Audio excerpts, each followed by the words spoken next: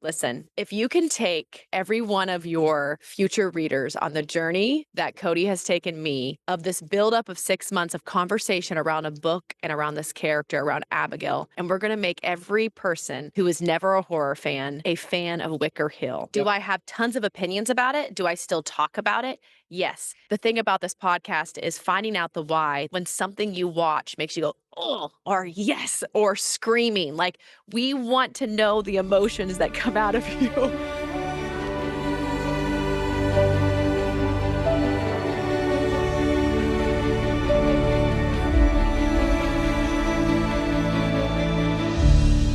Drum roll, everyone. We have a special guest. You may have seen his face. In every single podcast. He may feel familiar to you, but what we're about to go into will not feel familiar to anyone. Unless you're messed up in the head. Unless you are messed up in the head and you resonate with dark horror, body gore, emotional and emotionally resonant characters. Then I love to introduce the greatest human on the planet, Cody Redd. We're going to be diving into his book. I feel like a 6-month journey of me anticipating this book. I want to give a shout out to this one aspect, the marketer in me. Listen, if you can take every one of your future readers on the journey that Cody has taken me of this buildup of 6 months of conversation around a book and around this character, around Abigail, I have fallen in love with this character. I have cried already about this character before and you haven't even read it yet. Haven't even read it before she was even published, because the journey that Cody has taken me on, his story behind this has just been something that spoke so deeply to me. And as you guys know from our previous podcast, I hate horror, but it is all about the why of something that really makes us resonate with it. And this book is like, 6 months of conversation of me hearing your journey has gotten me so excited. I'm telling my mom, it got her excited. My mom doesn't listen.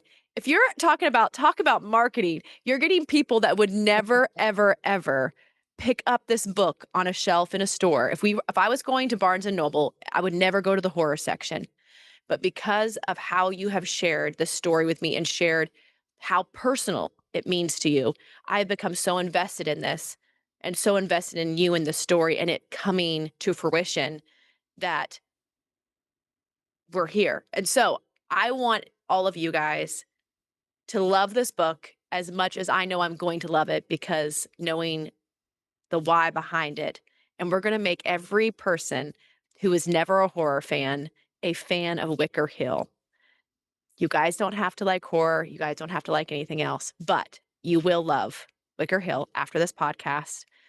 And so if you don't love Wicker Hill, you'll at least love Abigail.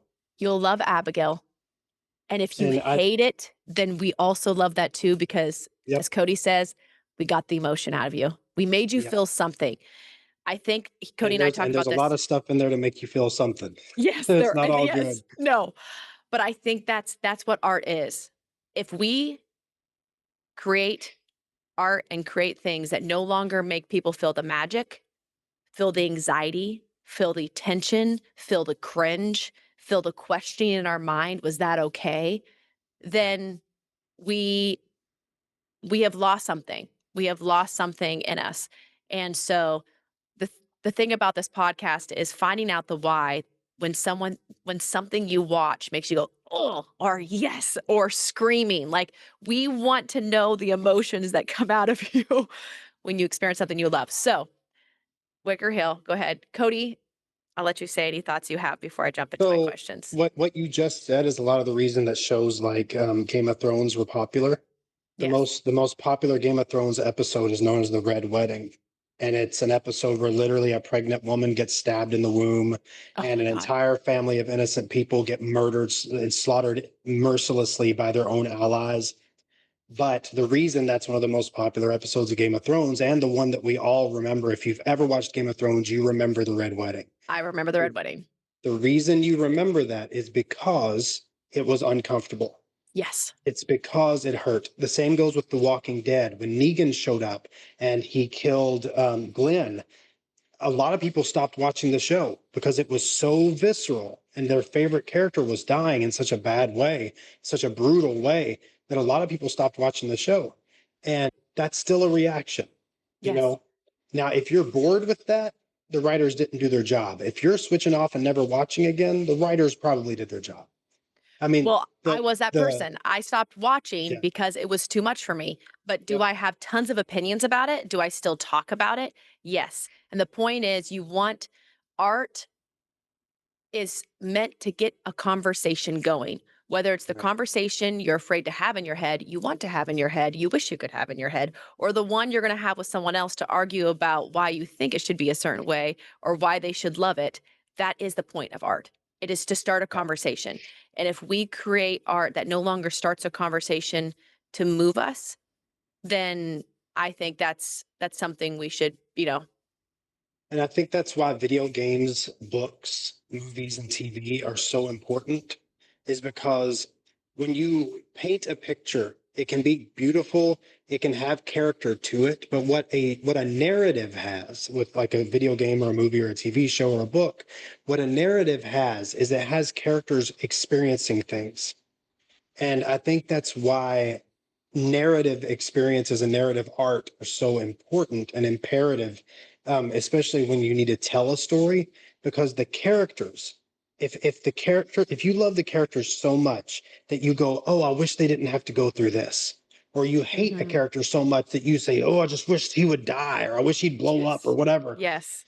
that is the thing that art, like a drawing or a painting, can't so much give you in the same way because you're not experiencing things with these characters. um and what I wanted to do with Abigail was I wanted to take Abigail, a beautiful, smart, strong person with, flaws and vulnerabilities, and put her into a situation that she could not get out of Hmm. with her own strengths. But at the same time, you rooted for her the entire time. And so what you see in Wicker Hill is all these things you would rather not read about. But the entire time you're reading them, you're going, come on, Abigail, one more chapter. You're going to get out of this. Come on, Abigail, one more chapter. You're going to get out of this, because the Yes. character itself changes the entire narrative around it. And I think that's what I wanted to do with Wicker Hill. I think that's what I like about most of the things that I like. It's the characters, and the story has always come second for me. Hmm. Okay, so I remember when we were first discussing this and you were talking about how Wicker Hill came about, and it came about from just making a fake movie poster. So I got a new laptop. Like, we gotta remember this was 11 years ago, This maybe is what I think 12. is amazing. It's like you make a movie poster and then you're like, okay, this is more than an idea. I need to write Yeah. the So story. I actually I still have the movie poster on my website that I made all those years ago, because there was something about it that just said, this is different. It was more Yes. than just because I'm a graphic designer and digital artist by trade. That's what I do. So like I got a new laptop and I wanted to test it out, make sure Photoshop ran well and stuff. So I was just like, I'm gonna make a poster, just whatever. And I was really big into Lovecraft at the time, and I was really starting to dive into his mythos. So I just took this picture I found of a northeastern like fisher town, and Yes. I put a lighthouse on a cliff and I wrapped a tentacle around it. And then at the bottom, I just named it Wicker Hill. And I was like, this looks pretty cool. So I saved it and I've kept it for 12 years. But what happened is that poster became the catalyst for the entire 4-book series that this has become. And Man. that's cuckoo for Cocoa Puffs. Yes. I don't care who you are. Like, I was just joking, I was just messing around, just to test out Photoshop, and that poster came up. And but for some reason, even looking at it now, because I have my website open right here, even looking at it now, I'm like, yeah, that's pretty good. It's just S- so cool. So I do have a random question. Why did you not keep that poster part of the cover? Um, Firstly, because it was a photograph I took. Like, it's what you call photo bashing. I took a bunch of different stuff and put it Got it. together. Yes. Okay. So Yes. it was a Okay. photograph of this like cliff overlooking this. It's somewhere in Sweden or Norway, but it kind of looks like it could be Northeast US.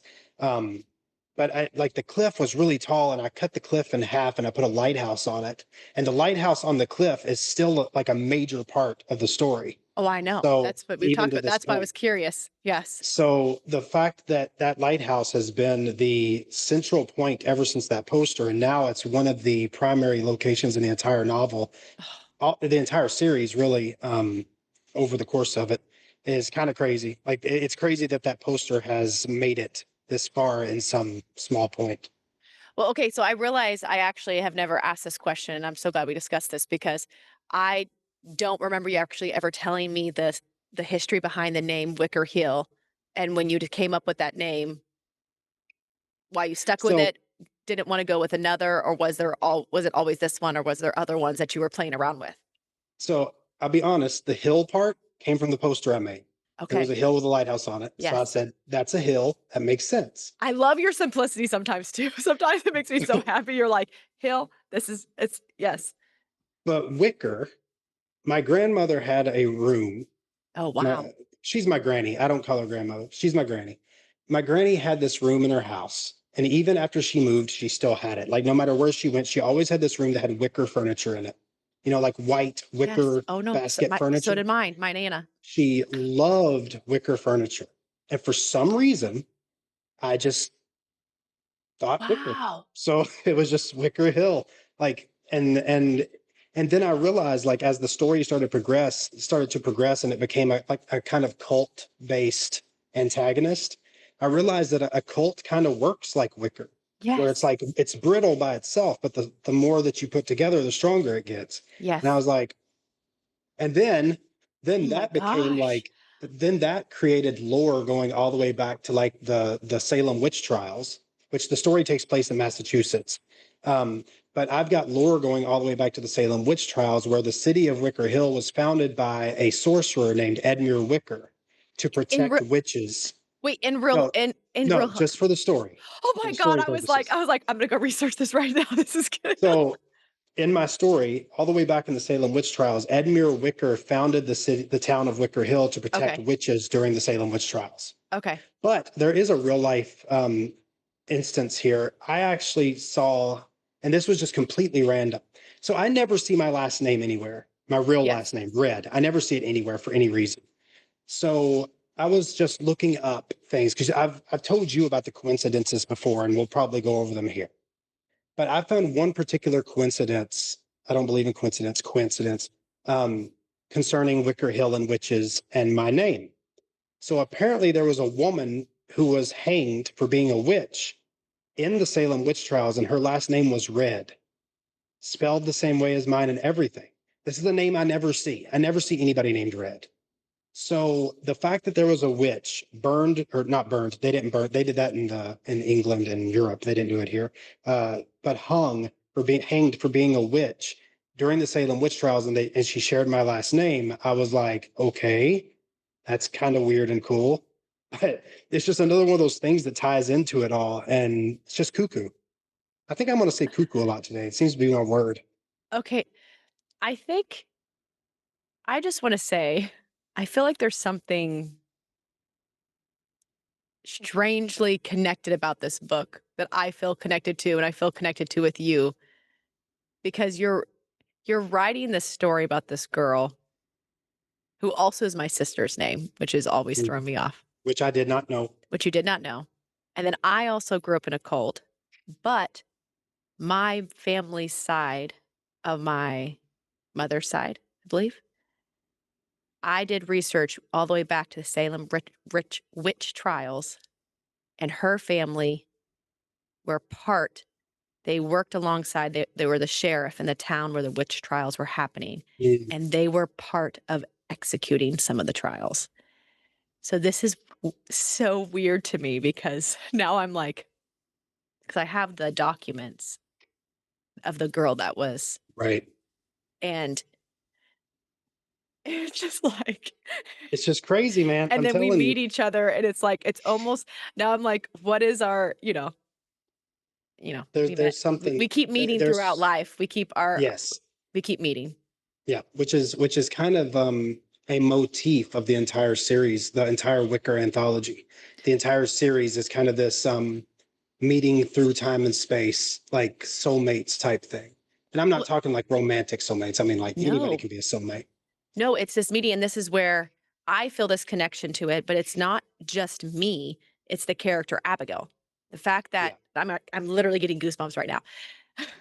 The fact that Abigail's crazy, man. Abigail, the story behind Abigail, that she existed before Wicker Hill.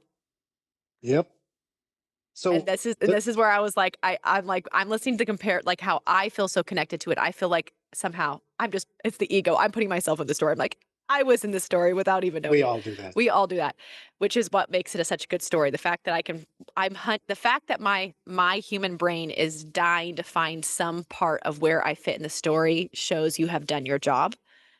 Yeah. But I want to know, I want everyone here to know the history of Abigail and where she first came. Oh, and look, there's her There inspiration she right there, is. by the way. But she is also one of my favorite because yeah, I love her. Anyways, this is also the crazy thing is about. So there's actually a part of this that you don't even know. It goes back a tiny little bit further.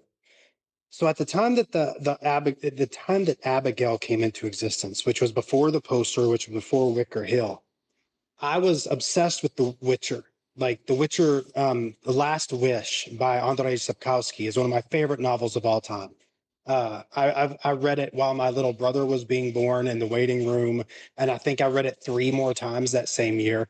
I loved The Last Wish, and I read the books before I ever played the games. But Oh, when The Witcher, Last Wish, is it connected to The Witcher? yeah, that's the Okay. first of the Witcher books. Okay. Yeah. Thank you. So when Witcher 3, when I first played Witcher 3, I don't remember when it released. I think it was like '09. I'm not sure. But when I first played it, I absolutely fell in love with Yennefer. Hmm. I was already in love with her because of the book. Yes. Like in the book, in Last Wish, she's just an awesome character. But in The Witcher 3, they gave her like this long black hair and the violet eyes, and she was just it's pale. She was just gorgeous, but she was this like ethereal beauty. It wasn't Yeah. just pretty. She wasn't just pretty. She was unreal. And after that, I was like, just my creative brain was working, and I was like, I want to write a character like Yennefer. Like I want Hmm. to write a character that visually stands out, even just in a written form. Like because Yennefer was in the book first, and I pictured Yennefer exactly how they portrayed her in the third Witcher game. Wow. So she was so visually stunning in the story that I carried that with me all the way up until I played the games. And I was like, I want to write a character like that. So I started looking for inspirations online, just type in like dark hair, light eyes, black hair, yellow eyes, black hair, blue eyes.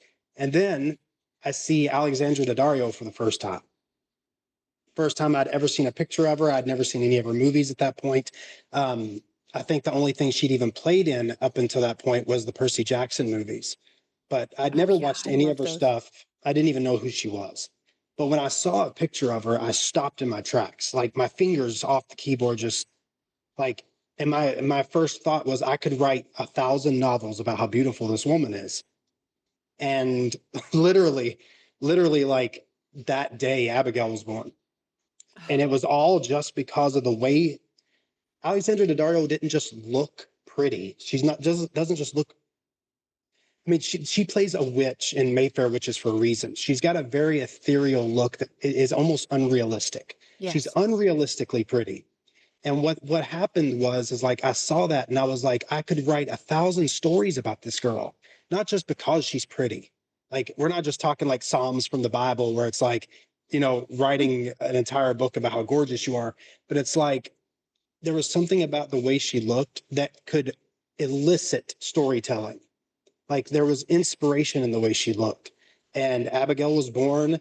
And then, like a week or two later, I put her together with the Wicker Hill poster. I put Alexandra Daddario's name on it like it was a real movie. Yes. And she's been Abigail for 12 or 13 years.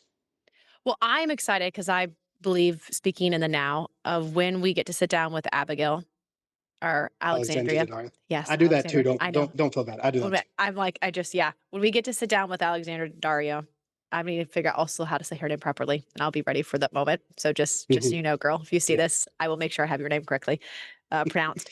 But and this is just something human psychology. Like when you meet people, you're like, I've met people that you're going, wow, they're so beautiful. But it's for a second, and then something about their energy shifts, and the beauty in Yeah. your brain goes, it's gone. Yeah. I cannot wait to sit down and talk with her because there's something about her and how she holds herself and comes and plays whatever role she is given in all of her movies. And she's talked about how she's waiting for that role, that certain type of, that character to play. There's something about her that yes, I think people look and go outside, oh, you look at her, hey, we could cast her, she has this feel. But there is something behind her eyes. There's something in how she holds herself. There's and that is pushed out onto screen energy wise and it goes so much deeper. And you and how I know you, I think also feel that because she may have been able to stop the scroll as you say, but you Yeah. have been stuck on this thing for so many more reasons. Yeah. And you've seen her path even in her own career almost I mean, scarily align perfectly with Yeah. Wicker Hill. Isn't that insane? It It's is ridiculous. it is to me, so we're gonna make this movie. It is going to happen. But the movie that I want to make is the story of the author. So I'm just letting you know these podcasts, I'm saving them. They are going to be the script for the movie about the author because that's my Well, favorite kind of movies.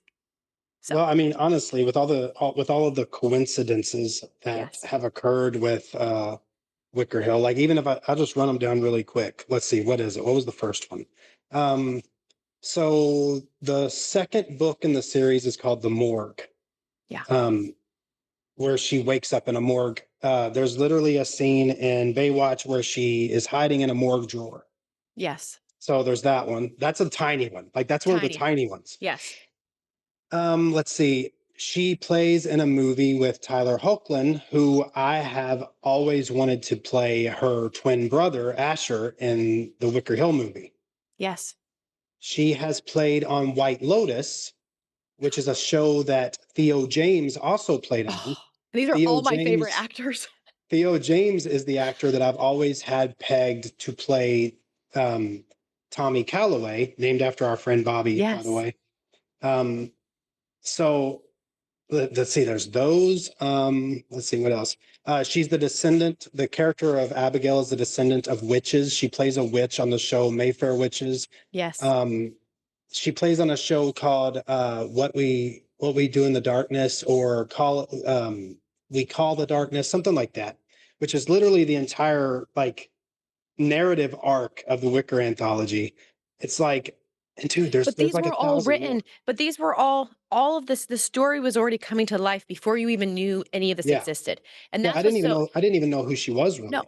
you didn't know who she was. And one, when you were creating the story, you did not know all these things that were actually happening in parallel.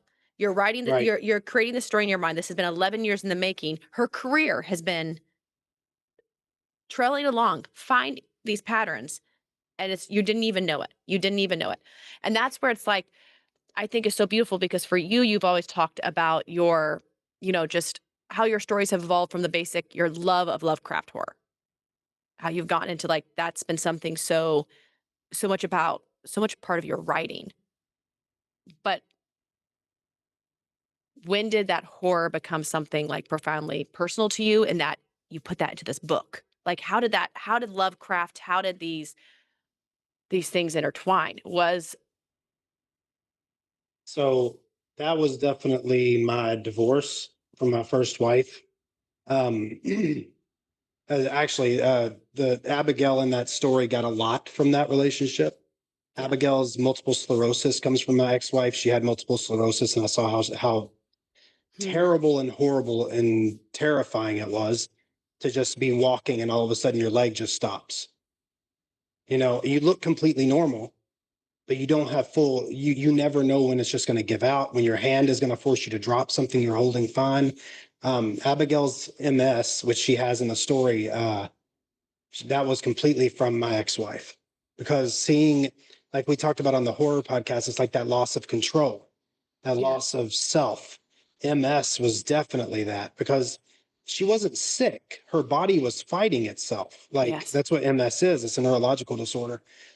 So I was like, that's scarier than anything you can write, like anything you can come up with, like when your own body's eating you from the inside, because that's like what MS is. But like Abigail got that from her. And then when the divorce happened and I lost, like, you know, we had one kid together, and then she had three before me. And like I had one of them I'd gotten really, really close with. So when the divorce happened, it was like I lost all of that, like everything, you Man. know? And I realized that like the sense of regret and stuff that I went through at that time was so dark Hmm. that it was so bad that literally, this is no joke, as a Christian, my opinion of what hell is changed.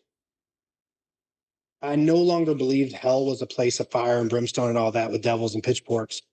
Hell was just regret, because I cannot imagine a single pain worse than the regret that I felt after that divorce.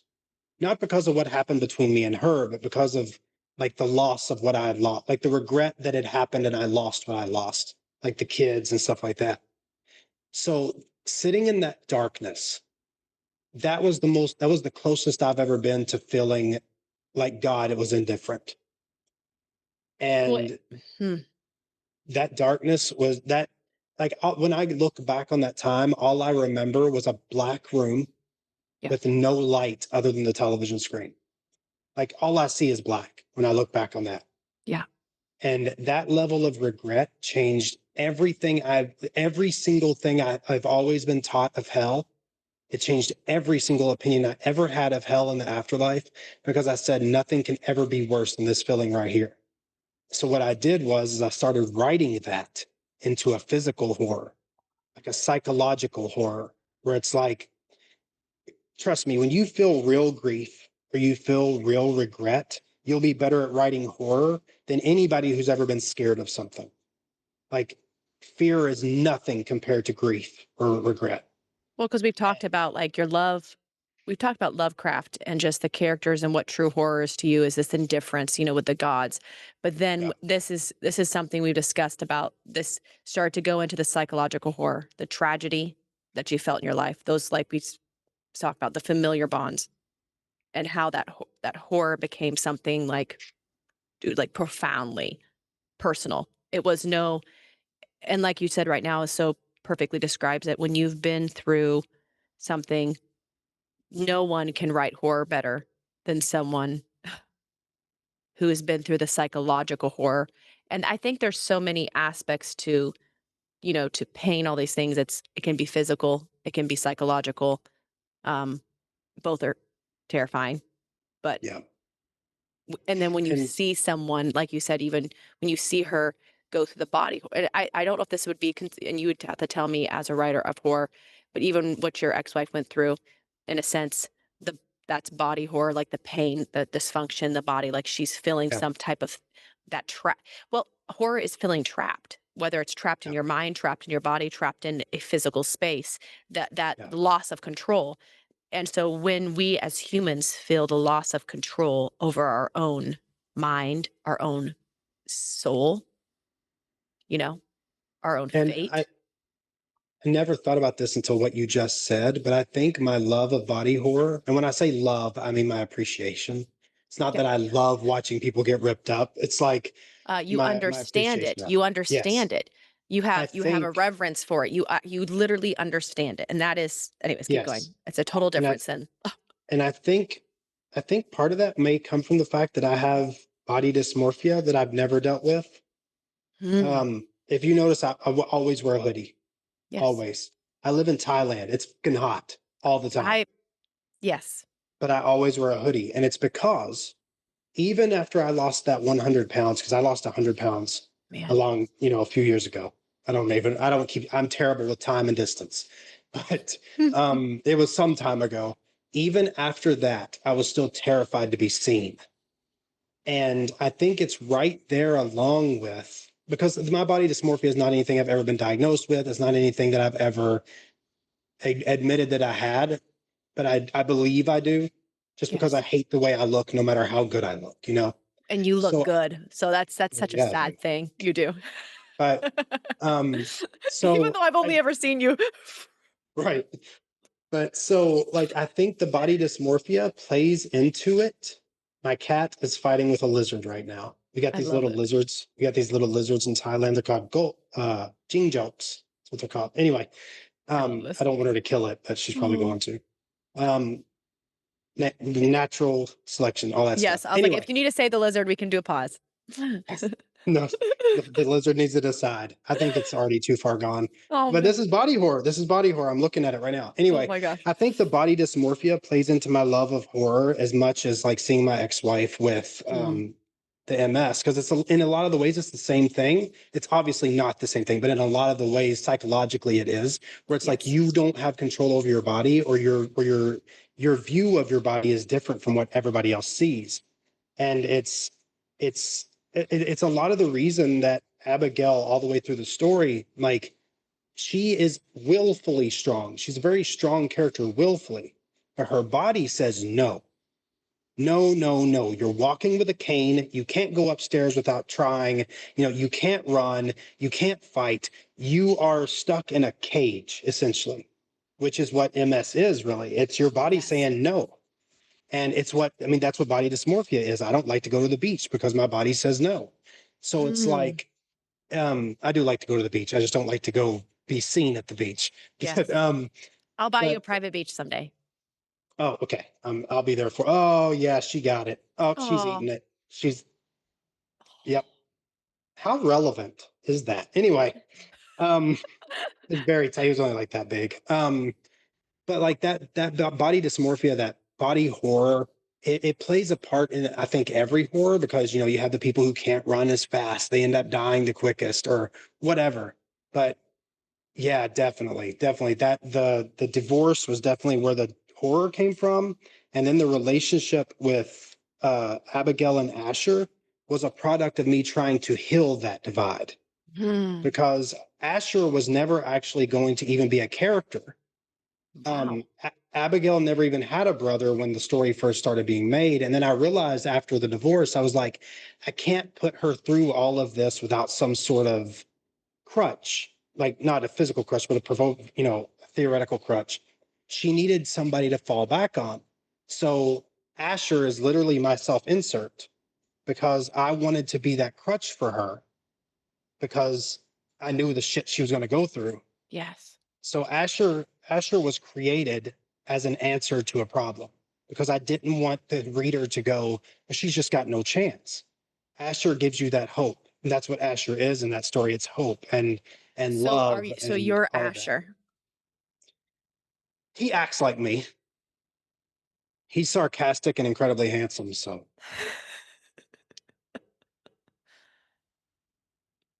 but no, he's me in so much as that I wanted her to have something to lean back on, even with everything she was going through. And I knew that I wanted, as I was writing the story and as I was coming up with the ideas, I knew that I wanted to be the person that said, it's going to be all right. You just got to make it through 4 books of this shit and you'll be fine. Yes. Yes. No, that That's was rough. dude. Okay, so I'm gonna read this question that's written down here. So you've been working on the story because this is like now over a decade. What's the biggest challenge in seeing it through to the end? Because one, that's a huge thing. I just want to say for all writers, you hear, I can't tell you how many people I know that are like, I've been working on this book, working on this book. I think it's 2 things. First off, it's me, because I want to do 1,000 things at once. Yeah. I want to do art. I want to make, you know, I want to make pictures. I want to do martial arts. I want to go to the gym. I want to play Pokemon cards. I want to play video games. I want to Yeah. collect Dragon Ball figures. I want to play Resident Evil. I want to write, but I want to write 7 different stories. Yes. So it was always me saying, yeah, yeah, we'll do that later. We'll do it soon. We'll do that in a minute. Let's do this first. And then I'd do that for 5 minutes and then go on to something else for 5 minutes. And that those collective 5 minutes turned into years Hmm. of just me doing too much. And I just realized I came to the point where I just realized I was like, there's nothing I want to do more than right. So why am I doing everything else? Wow. Then I met you and Bobby and Liu, my wife, my current wife, my forever wife. I'm not doing it again. Yes. Um, You're like my she forever. Yes. having people that are on the sidelines going, "You fucking got this! Don't you fucking stop! I'm with you all the way." Like you and Bobby and her, like just people not saying, "Oh, this is dumb," or "You need to do something else," or Hell no. that stuff goes a long way. um, Especially when you already believe in your idea. When you Yeah. believe in your idea, but you're the only person standing in the way of it, having somebody say, no, no, this is the one. This is the Yeah. one. Go, stick to it. That goes a long way. And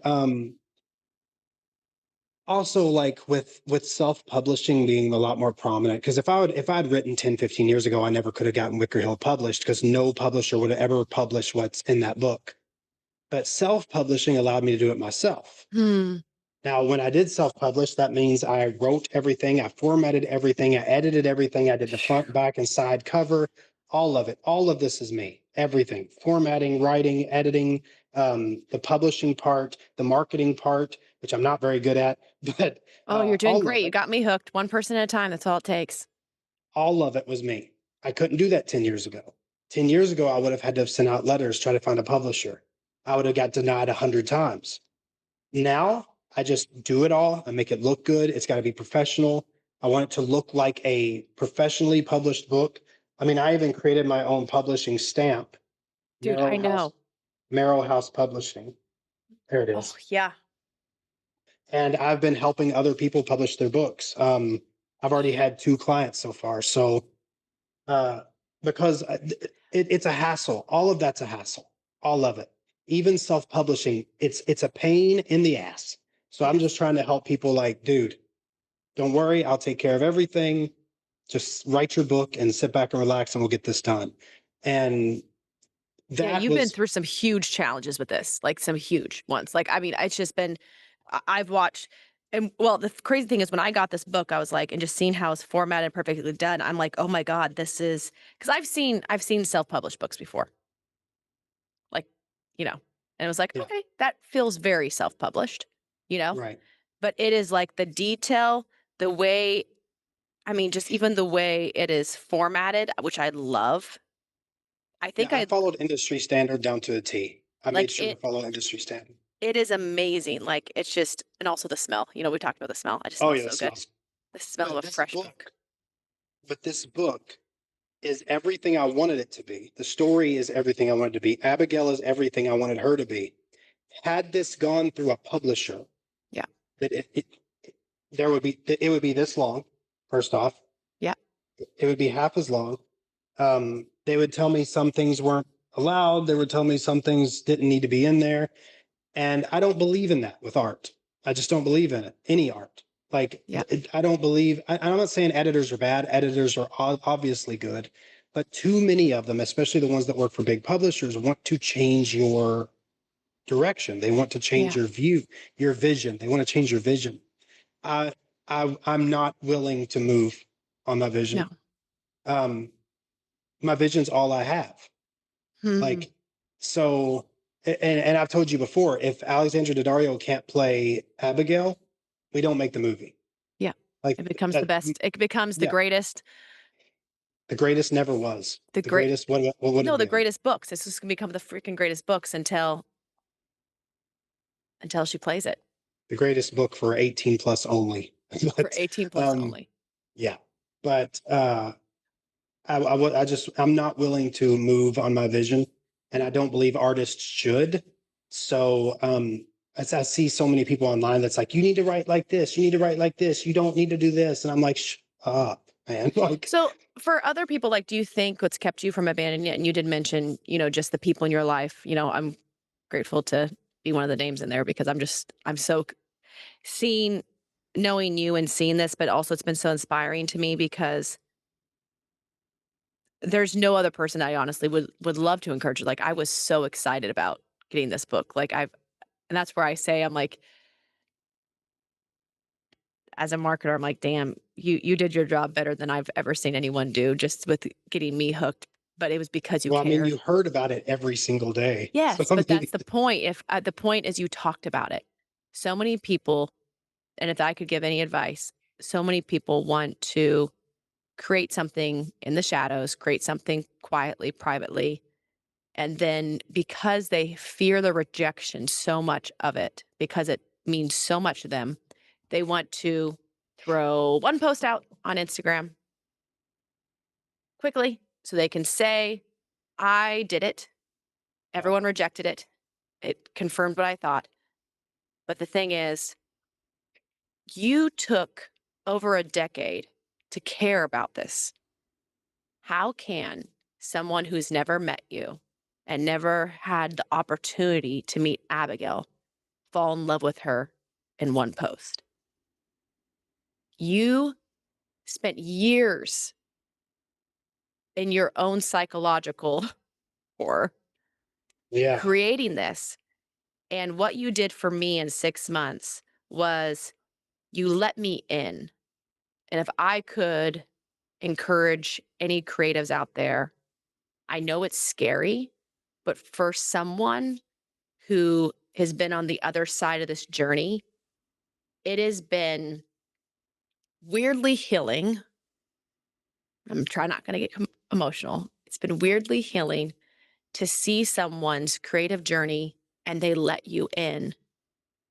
And when you let me into this character, and like I said, have not even read it, not even a horror fan, if artists and creatives can let people into the process and how much it means to them and let people see themselves. I've been able to see, I, you are so passionate about this that when you talk to me about it, you're not trying to convince me. You just can't help talk about it. You just can't help, you have to talk about it because you're obsessed with it. And so that passion made me feel something that then went, I want to feel that. On the days when I'm exhausted and feel nothing, I'm going, I want to hear Cody talk about his story because today I feel nothing, but Cody feels everything today. And so you made me feel something about this character that in certain moments that I was going through, I could then just go, I can step into this moment with Cody and feel something. And so that journey with this book has made me believe in it because I was able to find myself in your story. So I know that's kind of a jump off, but it's and, been something that's meant to me as someone being a part of it. and I don't even think it's the story. I think it's Abigail. Like, there's something magical about this character that I don't, I try to speak about it non-biased. There's something about Abigail as a character that when I'm writing her, everything else in the story doesn't matter. Yeah. She's so she's so important. It's Yes. not like Porky Pig. Integral. She's she's so important, but she's not just important. She's everything. Like, to this, I mean, as a creative, she is the greatest thing I've ever created. And I have children. Mhm. Um, Wow. she's she's the greatest thing I've ever created on a creative level. And I write music, I sing, I play guitar. Uh, I've written songs for family members. None of them come close to Abigail as a character. So what Abigail as a character, as you mentioned, her struggle with MS, her relationship with her brother, her descendant into fate and inevitability, if I can say that word right. What Inevitability. inevitable we're gonna be the Porky the Pig. Dude, she's such a this like we've talked about this layered protagonist. you know? Yes. What what drives her at her core? What makes her who she is to you? Because you said she is one of your greatest creations. What about her? What is that force that not I even think that just drives her, but also is driving you? so. I just finished the second book, and my answer has changed to that question.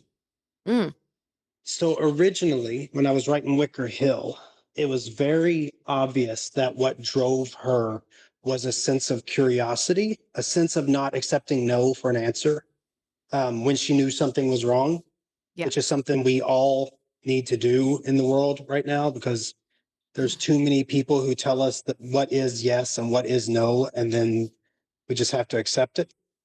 I won't talk on specifics, but Yes. but that was her original thing. It was because she was a journalist, she was smart, she was educated, all this other stuff.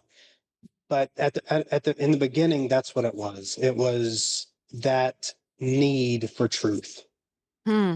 and that's present in Wicker Hill when you read it. But after finishing the second book, I think it's love. Hmm. I think I think love has trumped everything else that I was writing about. Wow. Like all the horror. I was writing The Morgue, which is the second book. And the more I wrote it, I was like, this is a love story. and this was and then because the thing was is as I was writing The Morgue, I was already mapping out the third and fourth books, which I already have mapped out, but I'm taking a break to write another story called Safe, which I'm gonna love writing because it's really different. That's gonna be a great TV Um, series. We've already discussed yeah, this. it is. I 100%. It's gonna be really emotional too. But as I was writing The Morgue, I was mapping out the third and fourth books too, usually in the shower or laying in bed at 4 o'clock in the morning because I can't Yeah. sleep because I got too many ideas. But I realized as I was mapping out that third and fourth book, it's just a love story. Okay, so what And love story? A love story with what? What is that? Where is the relationship? I know we'll dive into her relationship with her brother Asher and just how their it's just relationship survives it's and just it's just family like across time and space and like literally across time and space. And the whole 4 book series is all about love and family. And the first book, she goes to Wicker Hill because her estranged mother dies. Her and her mother haven't spoken in 23 years. Her wow. mother abandoned her when she was 10 years old without any reason, without anything. The whole reason she goes to Wicker Hill is to find out why, to say goodbye to her grave and, come back home. That's when she gets pulled into all this other stuff. And what turns into a 4 book series is that. But it starts with this like curiosity mixed with guilt. Like, why didn't I ever call? Why didn't I ever go back? Blah, blah, blah, blah, blah. And it ends with, I'll give a tiny little spoiler. In Wicker Hill, she goes back home and she goes into her mother's home and she finds a drawing of herself with Asher. And this is before she ever met Asher because Asher was sent away as a baby and Abigail wasn't sent away and she's till she was 10 years old. Hmm. So she had such a sense of loneliness as a child that she had a drawing of her with Asher. And there's a part of that where she sees the drawing again and she remembers exactly what she was saying to herself when she made the drawing. Families hold hands. Those are going to be the very last line of the fourth book Man. because as I was writing The Morgue, and don't get me wrong, there is some messed up shit in The Morgue. Like the Morgue is crazy, the Wicker Hill's crazy. There's a lot of messed up stuff in this series. There just is. But at the end of the day, the last book ends on a story of family and love, literally breaking time and space and defeating like an ultimate evil just because of it. Hmm. And I didn't know that that was the ultimate direction it was going, but that's exactly what it's. And I've said it before. Abigail writes her own story. I don't get to choose, and that's what she's chosen, and she deserves it after the shit I put her through. Damn. No, I love I mean, at the end of the day, we've talked about this even when we were doing the Spartacus podcast. It was never what I expected, all the things that you and Bobby said that you loved, and it was never what I expected, but it came back to this love, Yeah. this bond between best friends, the female bonds, the male bonds, the male female bonds, the husband and wife bonds, the bonds between children and parents, and Because that's all that that's matters. all that matters. Nothing else fucking matters. It No, doesn't matter who you vote for. It doesn't matter if you're a no, cat or a dog person. It doesn't matter if you like blue or red or Skittles or M&Ms. None of that shit matters, dude. no. Like there's literally a part in the first book where the introspection, this isn't dialogue, this is introspection. And I can't say too much because this is a massive spoiler. But there's a part in the book where one of the characters literally says, none of it mattered. None of it ever fucking mattered, because the only thing that matters is the important thing that Yeah. obviously, but I can't, Yes. that's too big of a spoiler to elaborate on, but none of it fucking mattered. None of it. No. And in that moment, he realized none of it mattered. None of the arguments, none of the bad days, none of the running out of gas and coming home angry and yelling at each other, without meaning it. None of that mattered. All that mattered was the love that came with it. And it's a Okay. horror story. No, and that's why I could just listen to what the book means all day, because to me I'm like that's why I'm like I want to create the story about the book, because it's just That'd be an 8 hour long movie itself. dude, it'd be amazing. It'd be the best document about, oh my gosh, I love docuseries. So, because we're talking about love and what really matters in this, and a lot of this has to do from what I know about the book, and the readers will find out as well. But this bond you have your villains, which we'll talk about Sylvia, but I first want to hit on the family. Like what do you think of the relationship that resonates so deeply with Abigail and Asher? Because you've talked about this is the heart of the novel. The heart of the entire The series. whole it's just like it's extremely tragic. You've talked I mean, when you've talked about it, you could literally feel the power in it. But it is like, as you've said, it's world breaking. Like it literally is just like this their type of relationship. But what about them and their So, relationship? so there are parts of their story that become very transgressive, things that are not going to go over well with people who can't handle them. Yeah. But all of those things are tied to the story itself. They're not just there for, like, you don't find out why it's there until the third book. But beyond all of that stuff, Abigail and Asher were separated when they were born. They were twins. Yes. Asher was sent away to live with his dad the moment he was born. Well, when he was born, and their mom kept her for 10 years. Yeah. So for the first 10 years, they never met each other. They never saw each other, anything like that. Um, and the story tells you why they were separated. Um, but in the story, there's a point where Abigail's going over the day that her dad came to get her, the day that her mom abandoned Mm, her without reason. And she's going over that, and she's talking about how she was curled up in the back seat of the car, because she didn't know these people. She didn't know her dad. She didn't know Asher. She knew Asher in the way that, like, as an imaginary friend, because she knew yes. Asher existed. She didn't have him, but she would draw pictures. She would sit up in the lighthouse, the one on the hill, and imagine, like, talking to him as she looked out over the ocean. Like, she had that kind of relationship with Asher, but it wasn't real. But when she goes to that flashback of them coming to pick her up, she's curled up in the back seat of the car, terrified, crying. Obviously, her mom just abandoned her. And then within a week, her and Asher are best friends, Wow. because she had already had this tie to him that Yes. she had created in her Yes. mind, because she needed that comfort. She needed somebody. Her mom wasn't a terrible mother. That's, before the abandonment. She wasn't a terrible mother. She didn't treat her bad or beat her or anything like that.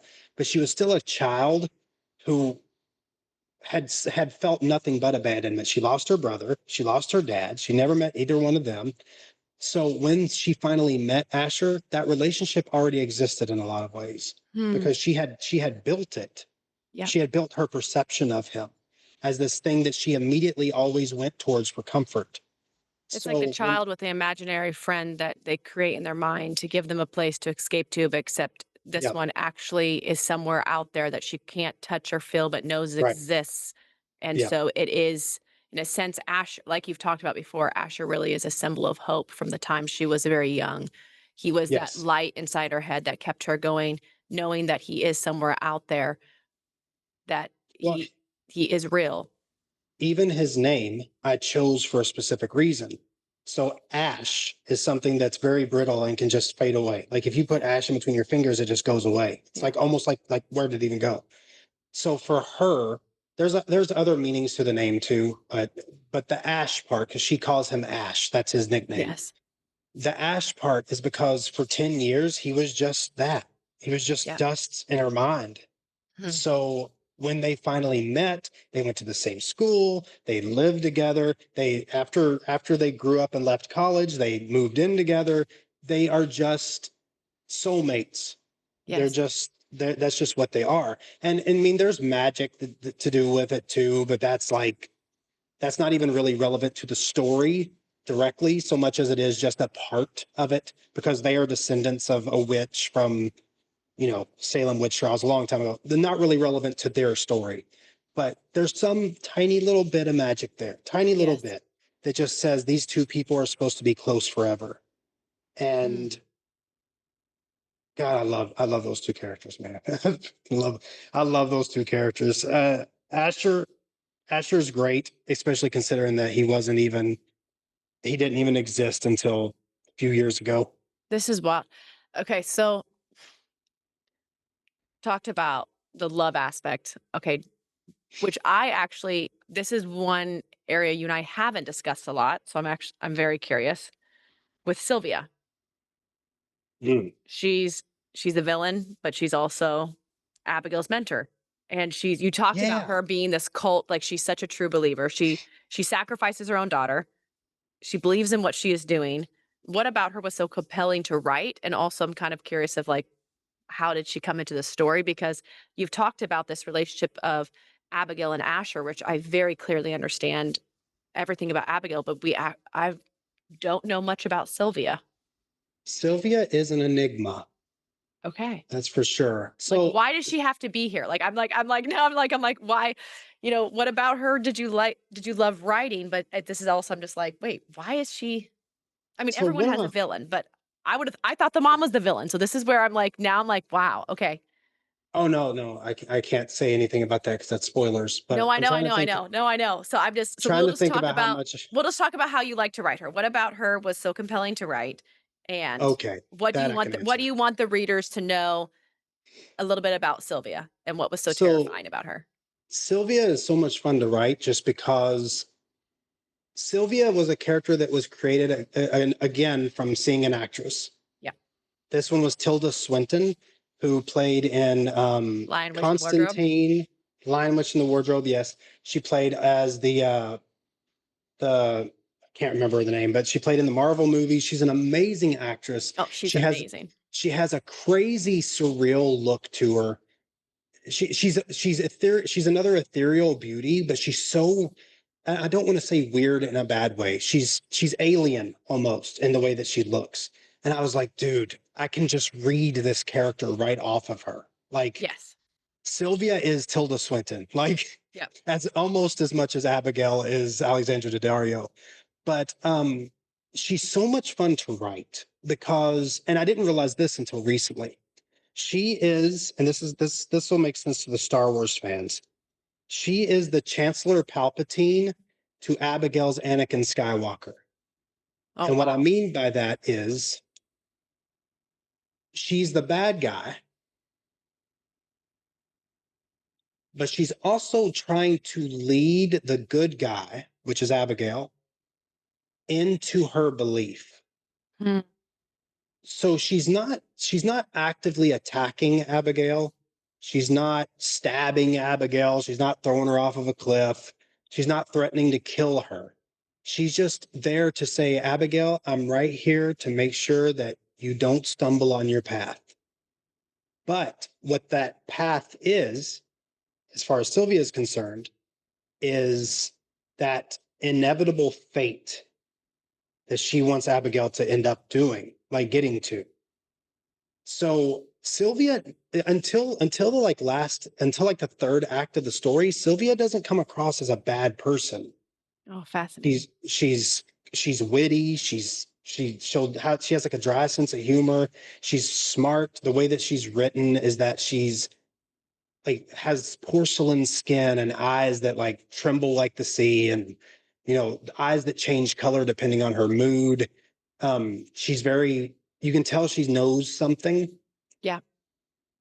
but she doesn't do anything within those first two acts that really tells you she's a bad guy. Yes. And that's really fun to write, because a lot of people just want to throw the villain at you and say this is a bad person. But that doesn't fun that's not fun to me. Like, why would Abigail want to be around somebody who's bad all the time? Yeah. A real villain is a snake.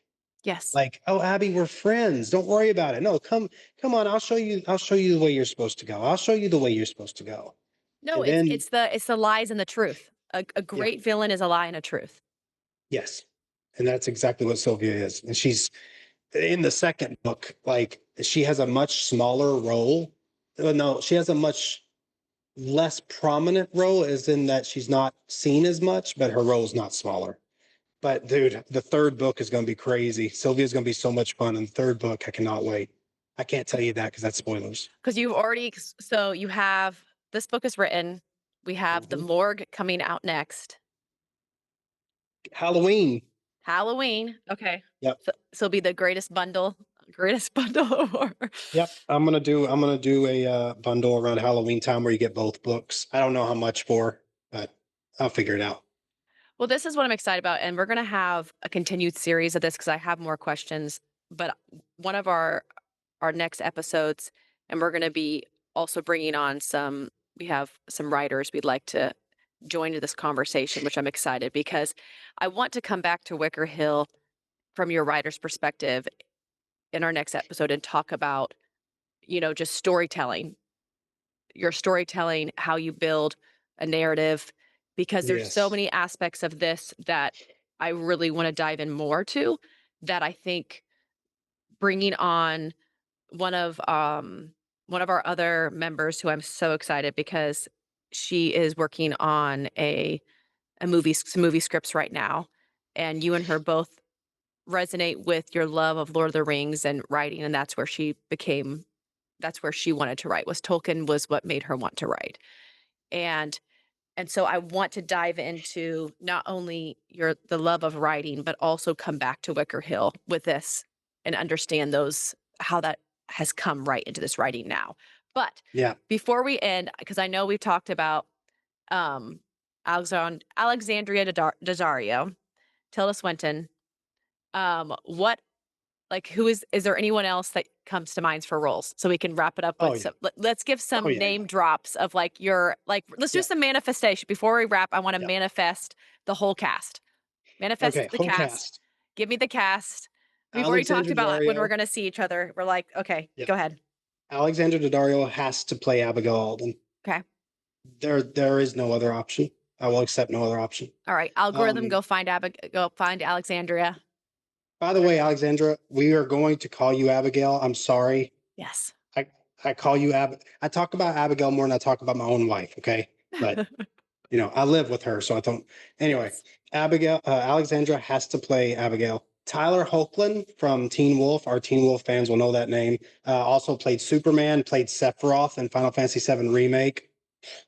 Anyway, Tyler Hoechlin with blue contacts for Abigail's twin brother.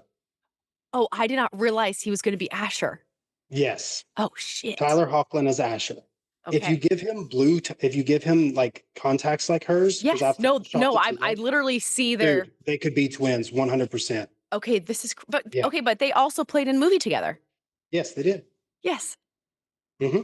They've So they already already have the chemistry because it was a yes. romance. So they already have a Yes. chemistry. Yeah. Um, so Tyler Hoechlin is Asher. It's Well, Alexandra still going, Daddario. David. Sorry. Can you close the door, please? Keep going. David in his pink shorts. David in his pink shorts, salmon. They're called salmon, not pink. Oh, salmon, my bad. Um, so Alexandra Daddario is Abigail. Tyler Hoechlin as Asher. So we've got a character named Tommy Calloway that we didn't really talk too much about, but that's got to be Theo James. He's got a massive story twist in the fourth book. Holy moly. It's going to be friggin' awesome. Theo James, he played on Divergent. He played on White Lotus. Amazing actor. He has a fantastic face. He would play Tommy Calloway perfectly. Tilda Swinton as Sylvia. And Yes. the one character we did not talk about, Silas Hibbins, has to be played by Willem Dafoe. Oh my God. He would be Every one so of your good. I also love how many British actors you have, which make me so happy because I just love I'm like I we're gonna do a whole episode on just British actors because I Yeah, we could, but we got to talk about directors because directors. Yes. Okay. I want Robert Eggers, but Robert Eggers says he will not ever record a film that has modern technology in it. My story has cell phones in it. But if I can't have Robert Eggers, Robert, Lighthouse is one of the greatest movies I've ever seen. Just saying. This has a lighthouse in it. You're gonna already feel connected. Yeah, see, you're already at home. And Willem Dafoe. Willem Dafoe played in The Lighthouse. So it's perfect. If we can't get Robert Eggers, Ari Aster would be great. He did Hereditary. He would 100% be perfect for Wicker Hill too. He's not a second choice. He's an alternative choice. They're two different Yes. things. But that would be my dream cast. I don't have a big cast for this story. It's a massive scale story with a small cast. That way I can focus on my characters. And oh my God, that's the cast, man. That's it. That's the perfect thing right there. So what I need you to do, we need to have a book. You need to write a message in the book for each one of these actors. For when we send them the book, you need to have a message to Mhm. each one for our manifestation. We need to have, No, I get what you're okay? saying. You're going to Yeah. write the message to them, and we're going to find out how we can mail each one of these books, these people, to get it into their hands. God, can you imagine? I am. That's what I'm doing right now. So Sounds, hey, you won't hear me complain. listen, and you know me and my research skills, I will find the people that we send the book to, and we're going to start planting the seed. And I'm being 100% serious. So I'm putting it on the podcast now so that people can go, hey, have you sent the book to these people? Yeah. And we're going to write handwritten, has to write the message in there. And then we could have a QR code straight to the podcast so then they could go Oh, watch what it is. Like, this is what we're discussing, speaking guys. speaking of QR code, before we go, I Yes. have a QR code and a link specifically for Fanward people Yes. watching the podcast, et cetera, I et love cetera. this. If you go to the link, I guess we'll probably put it in the description. We will. I'll send you the QR code too if you want to put it on the screen somewhere Yes. That'd be amazing. It's going with to be here, magic. here, here, here, here. If you follow that link, it's only for the people watching the podcast. You get 35% off Wicker Hill. Oh my God. So Damn. That's yeah, basically free. it's not, but because it's a Oh, big book, that's what I'm saying. It's basically free. yeah, it's basically free. It is, guys. But 35% off just for people watching the podcast, and it goes on forever. So if you watch this in like the year 2375, you can still go get it. You Oh know, my if God. books are still books. I We'll don't keep know. them. They will be. Your book will. Oh, for the people in 3375, skip it. Oh, let me about. Let's go it. Skip me about. Up, up, up, up. That will be taken someday and it will mean something. It will. Probably like next year it'll be slang or some shit. I know. I know. Seriously. Thank you. Dude, I'm so excited. This has been amazing. Also, just because, like I said, just being on the journey of this, but now be able to dive in a little bit deeper and kind of like actually break it down from a Yeah, perspective. and I Also, hope from the someone who's people never who read someone who's never read it. I hope that's right. kind of gives you guys an insight into Yeah. what's coming. And I hope the people who watch this aren't just going, I don't want to hear about this guy's book. I want you to think about things creatively. Like I want you to hear my inspirations and go, wait, I got inspiration like that one time. Because guys, we need to create more than ever. Oh Yes. my God, like for real. There's No, and too little of it. and guys, in the comments below, like if you're writing on something, if you're working on something, like email Cody and I. We'll have the email in the description. Please email us. Tell us about your book. We want to hear about it. We want this podcast is not just for us to get on here and talk because we love talking to No. each other. This is also for us to meet fellow creatives, and we want to hear what you're thinking about. We want to know, really, to me, this podcast is about keeping a finger on the pulse of actually what's happening in the world right now among creatives. I don't care what the Right. critics say. I don't care what the algorithm feeds me. I want to know actually where's your head heart space? We always say, where's your head heart space? I want to know what you guys are feeling and thinking right now in this moment. What are you Right. like? What matters to you? And that is the point of this. We want to build a community here, not just, we've always talked about like we're a community first entertainment company, but we want to know the people that are going to be helping us create this entertainment, the escape. And Yeah. so, yes, let us know what you're writing. We'll have an email in the description and drop it in the comments if you are writers and you have opinions.